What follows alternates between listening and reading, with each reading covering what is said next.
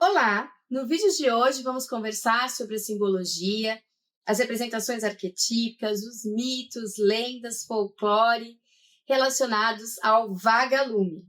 Para isso, nós vamos também investigar algumas coisas sobre o seu comportamento na natureza que levaram nós humanos a criar toda essa riqueza de histórias e de mitos em torno desse animal.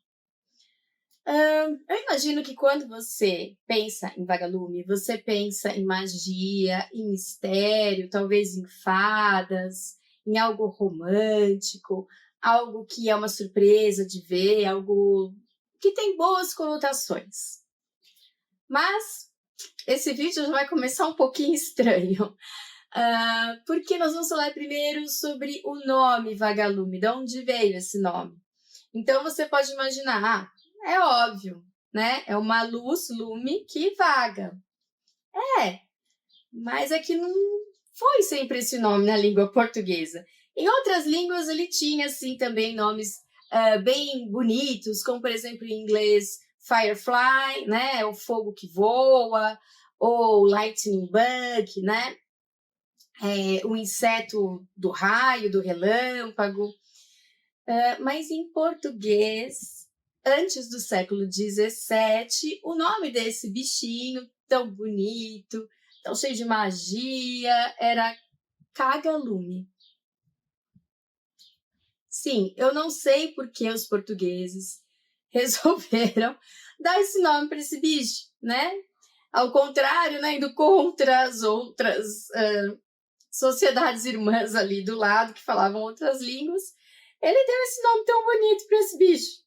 E aí, os próprios portugueses começaram a ficar um pouco incomodados com isso, porque isso tirava um pouco da magia de observar esses bichos, né? Enfim. Então, um padre chamado Rafael Blutot, que era um estudioso da língua portuguesa, ele fez uma publicação sobre a língua, sobre os vocábulos, e chamou esse bicho de vagalume, e o nome pegou, claro, né? Porque, enfim, era muito melhor. E me parece que no século XVII essa era uma grande preocupação dos portugueses, porque também a condessa Joana Josefa de Menezes, que era uma poetisa, resolveu chamar esse bicho de pirilampo, que vem do grego piri, né, calor, fogo, e lampo, luz. Um nome muito mais bonitinho. Então ficamos agora com esses nomes, e aí podemos começar a falar desse bichinho com um pouquinho mais de dignidade para ele, né? Bem, hoje em dia existem mais ou menos 2.400 espécies de vagalumes no mundo todo. Estima-se que eles não estejam presentes somente no continente da Antártida. O resto dos continentes eles aparecem de alguma forma, principalmente em lugares de climas um pouco mais quentes, né? Clima tropical, um clima temperado ali. E existem 3 famílias destes animais. Sendo que o Brasil é bastante privilegiado, porque ele é considerado o país com o maior número de vagalumes e de espécies de vagalumes, principalmente na Mata Atlântica. Então, a primeira família que nós vamos falar é a família Elasteridae. Essa família, ela tem esses besourinhos, porque na verdade eles são parentes dos besourinhos, tá? Os vagalumes, eles seriam os besourinhos que acendem, mais ou menos isso. Esses besourinhos, eles são chamados de besourinho tec-tec ou de estalinho, porque quando eles dão um pulo alto, eles fazem um estalinho com os mecanismos que eles têm nas pernas e nas patas, então eles são conhecidos assim, e eles brilham bastante. Eles têm 2 lanternas na parte superior do abdômen que parecem olhos. Não sei se vocês já viram esses vagalumes que você olha para eles, tem 2 bolinhas assim, você acha que são os 2 olhos deles brilhando na sua direção. Na verdade, não são os olhos, tá? São 2 lanternas próximas à cabeça, que tem um olho normal. E embaixo, né, do abdômen, ele ainda tem uma outra luz, uma outra lanterna, que só dá para ver quando ele voa, né? Só entra em ação quando ele está voando. Então, ele brilha bastante, é o que brilha mais, assim, em mais lugares, vamos dizer assim. Quando está voando, né? E ele também é interessante porque ele tem 2 cores diferentes, geralmente. Geralmente, os 2 lanternas que estão próximas à cabeça, que parecem olhos, podem ter uma coloração esverdeada, enquanto essa luzinha que ele tem na barriga pode ter uma coloração alaranjada. Nós também temos uma família bem menor, que é a família Fengodide, que é chamada de bondinho elétrico, ou trenzinho elétrico, ou trenzinho de ferro, porque na realidade as fêmeas, a grande maior parte das fêmeas dessa família, ela não se torna um besourinho, ela continua sempre na fase larval. Ou seja, como todos os insetos, como eu já expliquei aqui em vários vídeos, os insetos eles passam por metamorfoses, né? Primeiro o ovo, depois as pupas, as larvas e vão se desenvolvendo, às vezes tendo vários exoesqueletos até a forma adulta. Nesse caso, esse vagalume fêmea, ele fica uma larvinha a vida inteira, por isso que ele é chamado de trenzinho, porque ele parece um trenzinho aceso. Ela tem várias lanternas no corpo, no dorso, que parece um trenzinho com as janelinhas acesas. E o macho, né, ele se transforma em besouro, vamos dizer assim, cria asas, tudo. E às vezes esse macho também mantém algumas luzinhas. Dentre essas espécies tem uma característica interessante porque elas são a única família que tem uma espécie que produz luz vermelha, uma luz vermelha real, bioluminescente em um animal terrestre. Essa é a única família que tem, porque geralmente as luzes dos vagalumes em geral, elas vão variar do alaranjado, do amarelado até o esverdeado. Por último, nós temos a família dos Lamperidae, que são chamados vagalumes verdadeiros, ou seja, aqueles que têm a luz no ventre, e esses são os coitados que foram chamados pelos portugueses de cagalumes, né? Ainda bem que passou essa fase. Enfim, eles são os mais numerosos e eles emitem uma luz intermitente, eles não ficam acesos o tempo todo. Falando nisso, nós temos que falar sobre a principal característica desses animais, que é a bioluminescência, que é o que leva a todo esse encanto que nós humanos temos por eles, né? O que é a bioluminescência? A bioluminescência é a capacidade de um ser vivo de produzir sua própria luz. É um fenômeno que ocorre em alguns vertebrados, como, por exemplo, peixes ali abissais, né? Vocês já devem ter visto que são peixes que têm várias luzes diferentes. E aqui, no ambiente terrestre, os vagalumes claros são os mais famosos que produzem a bioluminescência. A bioluminescência nos vagalumes, ela é causada por um composto químico que se chama luciferina. Esse composto, ele é oxidado, ocorre uma reação química ali de oxidação, e nessa oxidação ocorre um desprendimento de energia, e desse desprendimento de energia nasce a luz, né? Esse nome luciferina, ele vem do latim, que significa aquele que carrega a luz, e ele é um dos nomes também dados a Diana, deusa da lua, Diana luciferina, ou seja, Diana, aquela que tem a luz, aquela que brilha como a luz. E por aí a gente já vê que esse animal é um animal do fogo, certo? Ele emite luz de dentro de si, assim como o sol emite luz de dentro de si, como o fogo ele emite luz sozinho. Então, todas essas reações químicas são reações de ação. E reações de ação, né? Que ele está desprendendo essa luz, ou seja, ele está jogando essa luz no mundo, ele não está captando essa luz, ele está jogando essa luz no mundo. E as ações, elas são compreendidas como yang, ou seja, como elementos masculinos. Sendo que, como eu sempre digo nesses vídeos, nós todos temos dentro de nós energias masculinas e energias femininas. Isso não tem nada a ver com gênero, tem a ver com ação e receptividade, com luminosidade e com escuridão, com calor e com frio. Então, esses animais a gente já vai ver que são animais do fogo, que são animais da ação, que são animais que vão iluminar ali a nossa noite escura. Então, eles têm essa característica de inspirar as pessoas que estão perdidas no escuro, que não conseguem ver uma saída, que não conseguem encontrar o seu caminho. A gente vai ver esse simbolismo nascendo nas mitologias, daqui a pouquinho a gente vai falar sobre elas, Mas para quem assistiu aqui o filme Valente, por exemplo, da Disney, vai lembrar que a princesa uma hora segue um monte de luzinhas que são muito parecidas com vagalumes até um lugar mágico.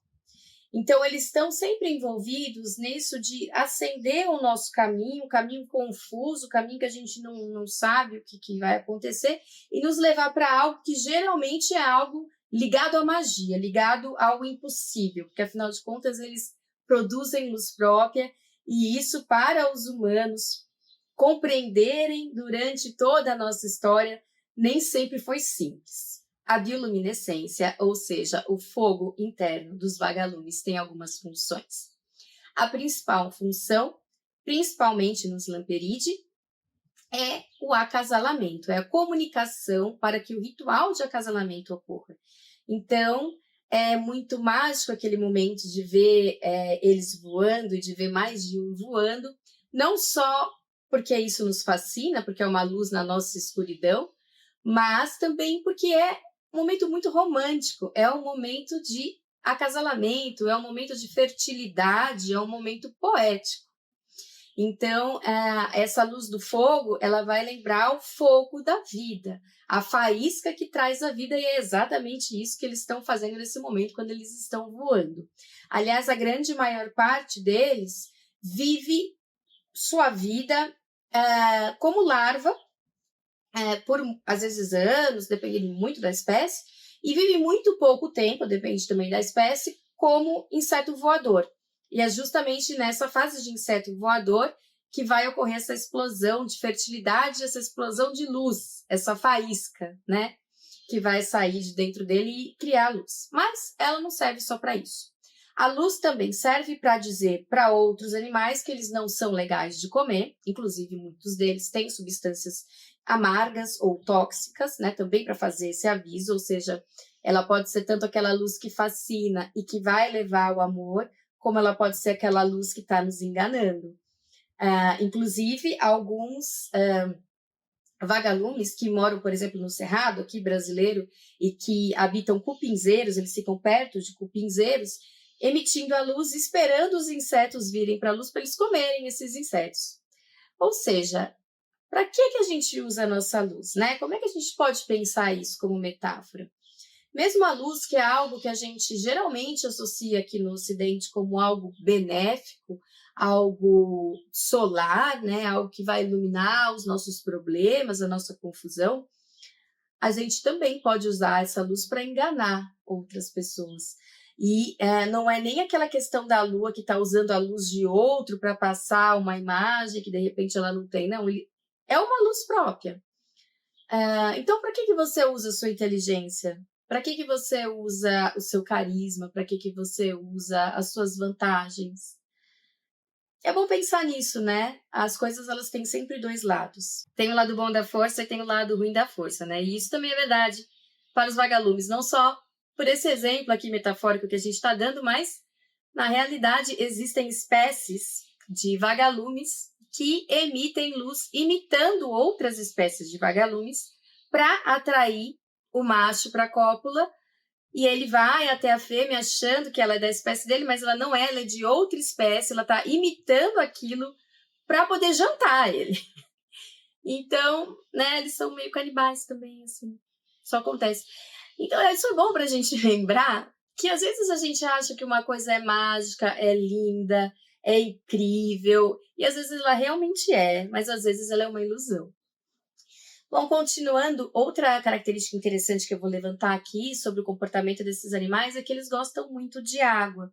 Eles são animais do fogo, mas eles se alimentam principalmente, não todas as espécies, mas muitas delas, talvez grande parte delas, de animais que ficam próximos à água, insetinhos que ficam ali na água. Aqui na Mata Atlântica nós temos vários que se alimentam de caramujos, mostrando aí todo um ciclo de como os elementos estão ligados dentro de nós, como eles estão ligados na natureza.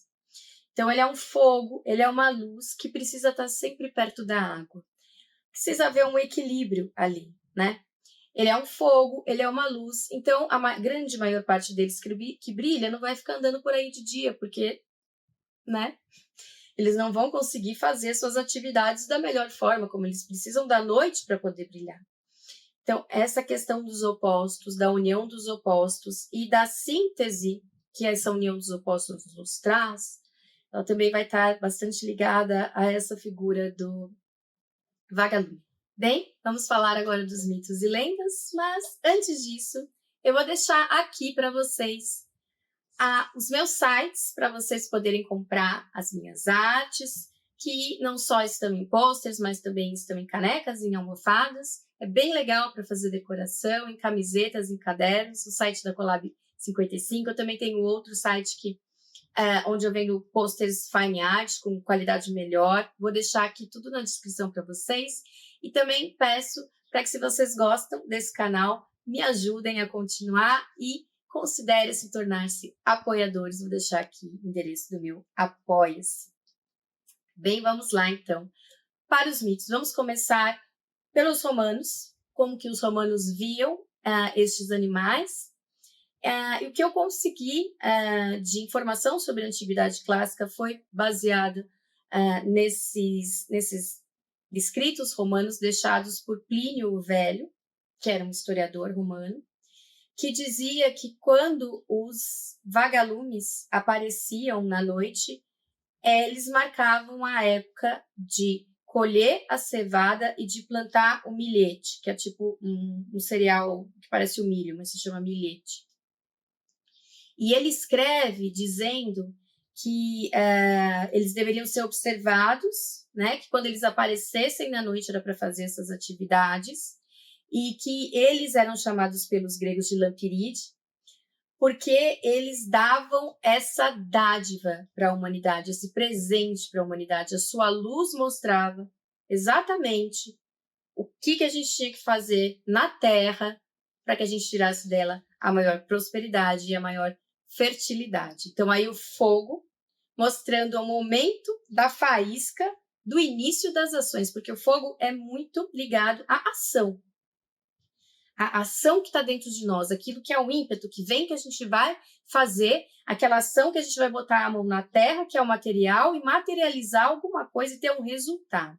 Em muitas regiões da Europa, principalmente nas Ilhas Britânicas, por exemplo, na época posterior aos romanos, ou mesmo na época celta, ficou muito famoso um mito que se chama Will-o'-the-Wisp. E em português a gente chama isso de fogo-fato, mas o Will-o'-the-Wisp para eles é uma entidade. O fogo-fato ele é um fenômeno que acontece quando, por exemplo, a gente está passando a noite por um cemitério ou por um pântano, e aquele lugar ele desprende gases, isso naturalmente, como por exemplo o gás metano, da decomposição dos corpos que estão no cemitério ou da decomposição que está ocorrendo no pântano, por exemplo, nos mangues, e aquilo acende. O gás metano ou outros gases emitem luzes quando eles estão saindo, e essas luzes brilham na noite, assim como os vagalumes. Então, os vagalumes eles foram associados a essas luzes, que em inglês chama Will-o'-the-Wisp, que para eles é uma entidade, um elemental. Também foi muito associado ao Jack-o'-lantern, que é a abóbora do Samhain ou Halloween, né? Sendo que o Samhain é o nome que essa época do ano, esse ritual tinha para os celtas, né? Que é a época na qual o véu entre os mortos e os vivos se desfaz e nós podemos entrar em contato com os mortos. E por isso, e também por ser visto em cemitérios, né, esse fogo-fato, esse Will-o'-the-Wisp, né, essa entidade, ele é muito associado com os mortos, os espíritos. E aí, os vagalumes, como são bem parecidos, porque os vagalumes, às vezes, eles passam correndo, deixam aquela luz também, é parecido com essa luz do fogo-fato, que meio que some, assim, sobe e some. Então, os vagalumes foram associados ao mistério, ao outro mundo, ao passar de uma situação para outra, como eu dei o exemplo aqui do filminho da Disney, da Valente, que está passando de uma situação que é um mundo que ela conhece para um mundo que ela não conhece, com aqueles aquelas luzes todas que podem ser também o Will-o-the-Wisp, né? Ou os vagalumes que vão levá-la para um mistério. Então, esse mistério, eles são muito ligados às fadas também, né? Os celtas também ligaram muito essa questão das fadinhas com essas luzes que aparecem, tanto essas luzes químicas da natureza, quanto as luzes, que também são químicas da natureza, né? Dos vagalumes, são ligadas às fadas, aos elementais, a entrar em um mundo que não se conhece. Essa magia, ela vai permanecer no século XIX, com o romantismo. Ele vai dar um destaque ainda maior, né, para os vagalumes que realmente estão fazendo ali uma demonstração muito romântica, né, de um acasalamento todo iluminado na noite. Então, eles vão ser muito citados nos poemas, eles vão ser muito retratados em pinturas e vão estar sempre ligados a essa magia, a essa coisa do bucolismo também. Então, a gente vai ver toda essa questão romântica, mas a gente também vai ver, no final do século XIX, Charles Darwin estudando essa bioluminescência, querendo saber o que é isso. E em um de seus escritos ele fala que, quando ele está lá analisando um trenzinho elétrico, né, que eu falei para vocês, aquele vermezinho que brilha, que quanto mais ele cutucava ele, mais ele brilhava. Então, que ele achava que essa luz tinha a ver com dor. E ele também observou que muitos desses trenzinhos elétricos, quando ele dissecava eles continuavam brilhando depois da morte. E foi nessa mesma época também que se descobriu a luciferina, né? Que seria aquela que dá início, então, ao processo da bioluminescência. Isso é bastante interessante porque essa ideia da luz também está ligada à dor, da luz continuar acesa depois da morte, mesmo vindo da ciência, ela acabou por reforçar ainda mais essa questão do mistério, dele ser ligado às almas, talvez às fadas, algo que existe após a morte do corpo físico. Também no século XIX existem relatos de viajantes europeus que foram para a Jamaica, por exemplo, e lá eles contam que os vagalumes eles eram utilizados pelas mulheres como as mulheres europeias utilizavam diamantes. Ou seja, essas mulheres elas costuravam esses vagalumes em pedacinhos de gaze e colocavam nos cabelos ou colocavam na roupa, então elas brilhavam à noite. Coitadinhos, né? Mas realmente devia ser uma visão bastante impressionante para os europeus e dotava essas mulheres de um certo mistério também, de uma certa magia. No Japão, os vagalumes são também muito bem vistos, são muito apreciados até hoje. Até hoje as pessoas, quando elas veem os vagalumes chegando, elas vão aos parques para fazer observação. É um momento que eles têm realmente de um prazer estético, né? Que eles valorizam bastante. Tem muitos mitos e muitas lendas com vagalumes no Japão. Uma delas diz, por exemplo, que eles são almas, né? Mais uma vez, de pessoas que já se foram, de guerreiros. Se diz, por exemplo, que quando começa o verão, né? Porque o vagalume ele marca o início das estações, também isso é visto pelos japoneses, né? Então, quando chega essa época, eles dizem que há uma batalha nos céus entre dois grupos de guerreiros diferentes, né? As almas desses guerreiros estão lutando ali. Também existe uma lenda de que uma espada foi consertada magicamente à noite pelos vagalumes. Então, lá no Japão, tem essa ideia do vagalume como guerreiro, como fogo, como ação, que é interessante que a gente não vê muito em outros lugares, né? Mas o fogo, de fato, ele é ligado à ação, né? Ele é ligado a esse ímpeto que o guerreiro tem. Tem que ter um fogo dentro de si, né? Para poder lutar. Mas ele também é ligado ao amor, então é dito também que ele leva a mensagem dos enamorados pelos ares. Ver um vagalume é considerado algo de muita boa sorte também, vai trazer fertilidade, vai trazer alegria. Ele realmente é tido em alta conta no Japão. Na China também existem muitos mitos com essa criatura. Em um deles se diz que os vagalumes nascem quando a grama queima, e aí a vegetação queimando, ela solta aquelas faíscas, e daquelas faíscas, então, nascem os vagalumes, eles são filhos do fogo. Outra lenda muito bonita diz que um homem mortal se apaixonou por uma fada celestial, que era a fada tecedora, e que ele só poderia se encontrar com ela, e ela só poderia se vir também ao encontro dele no 7º dia do 7º mês lunar, que era quando os vagalumes voltavam, né?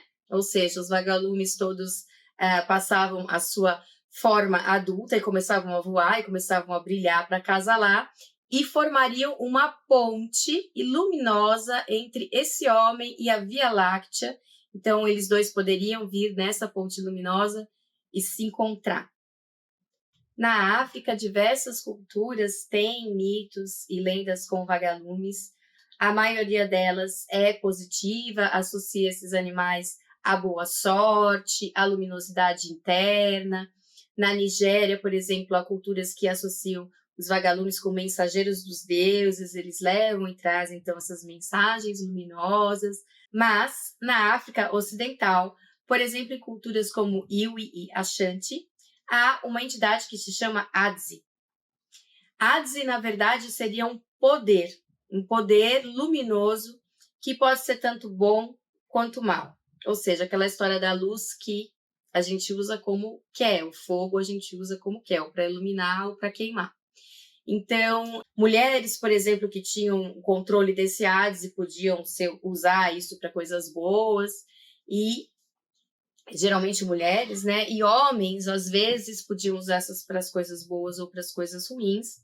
E, às vezes, eles criavam uma entidade que se chamava Adzi, né? Além de ser esse poder.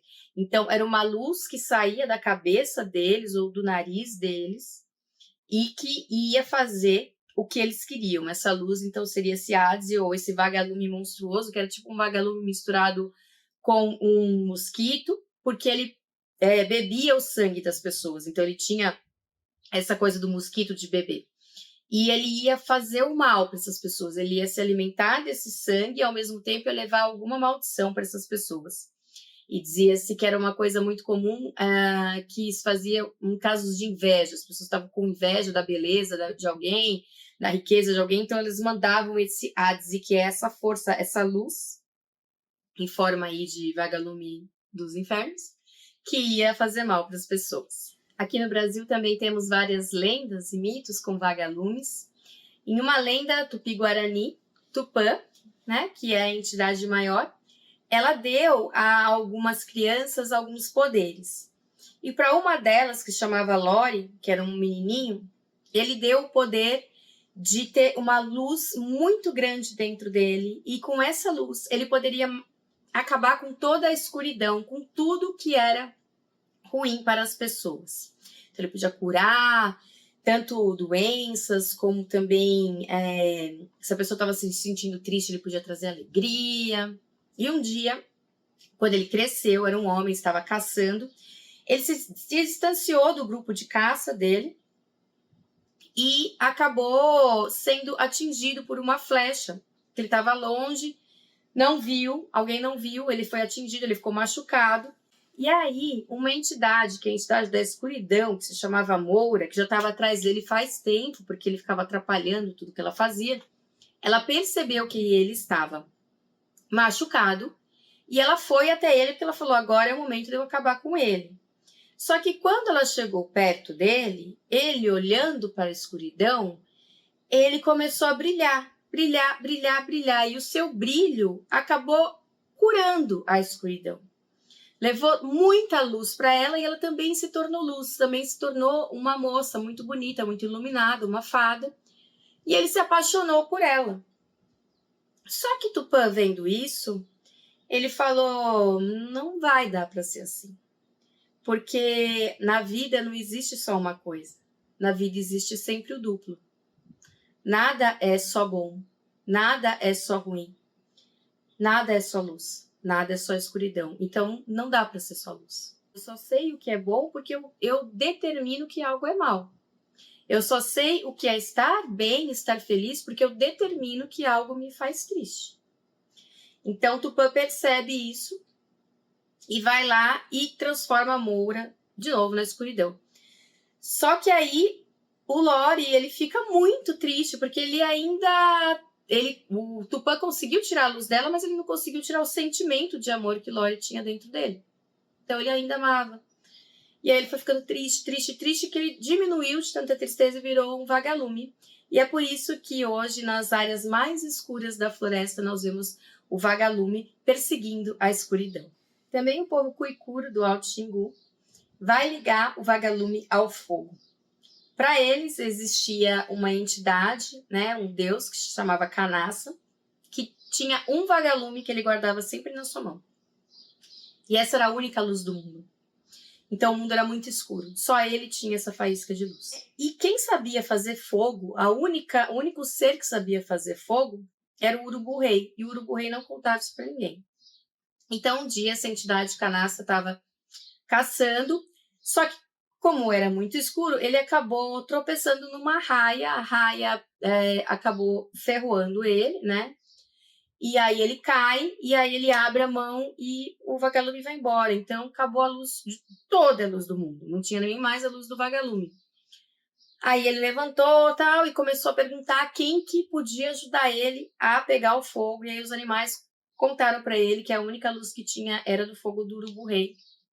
Aí ele armou uma armadilha para o urubu-rei, colocou ali uma carcaça para o urubu-rei vir pegar. Quando o urubu-rei veio, ele capturou o urubu-rei. Mas aí o urubu-rei, ele, no final das contas, ele entendeu a necessidade das pessoas terem fogo e acabou dando realmente o conhecimento de fazer o fogo ao homem. Na América do Norte, nós temos também uma lenda que fala do roubo do fogo e que envolve o vagalume. E isso é bastante interessante porque, se for ver, por exemplo, na Grécia, nós temos também Prometeu roubando fogo. Então, a raposa é um trickster, Prometeu também é um trickster. No caso aqui, o urubu-rei provavelmente também tinha essa conotação de trickster, né? Ou esse próprio demiurgo, né? Tinha essa conotação de trickster, que vai roubar o fogo do urubu-rei. Porque o trickster não é nem bom nem ruim. E o fogo não é nem bom nem ruim, né? A luz não é nem boa nem ruim. Ela pode ser usada para várias coisas. Então, para os Apache, é a raposa que vai até a vila dos vagalumes, que são aqueles únicos seres que têm fogo interno, e que rouba um foguinho que eles tinham feito ali e leva para a humanidade. Também entre os Navarro, o primeiro fogo que teria aparecido para eles teria sido o fogo que um vagalume teria trazido, ele teria deixado as cinzas ali em uma madeira, as cinzas do fogo dele, e aquilo acendeu, e então eles aprenderam a fazer fogo. E inúmeros povos norte-americanos também associam que o fogo veio do vagalume, ou que o vagalume é um fogo que está nos céus, um fogo sagrado, uma partícula de luz divina. Ele geralmente é muito bem visto, geralmente traz boa sorte. E isso passou também para os europeus que colonizaram os Estados Unidos, né? Como os vagalumes, eles também marcam o início do verão, o início da primavera. As crianças, desde épocas passadas, costumavam caçar vagalumes, colocar eles em lanterninhas, fazer lanterninhas de vagalume. São coisas que eles têm o hábito de fazer até hoje. Colocar eles em potinhos de vidro furado para eles respirarem, colocar vários vagalumes e levar para casa para acender o quarto deles à noite e depois solta. É algo comum nos Estados Unidos fazer isso. Mas, infelizmente, não só lá, como em todos os lugares desse planeta, os vagalumes estão em extinção, por nossa culpa, claro, porque as nossas luzes artificiais, elas interferem na comunicação desses animais, e é justamente quando eles mais precisam dessa comunicação que eles vão acasalar. E se eles não têm como acasalar, eles vão entrar em extinção. Então, é sempre bom lembrar da nossa responsabilidade sobre a luz também do mundo e da fertilidade que nós escolhemos ter ou não ter. Da próxima vez que você vê um vagalume, valorize esse momento, porque ele tem, infelizmente, se tornado cada vez mais raro. Espero que vocês tenham gostado do vídeo de hoje. Até semana que vem com um novo animal.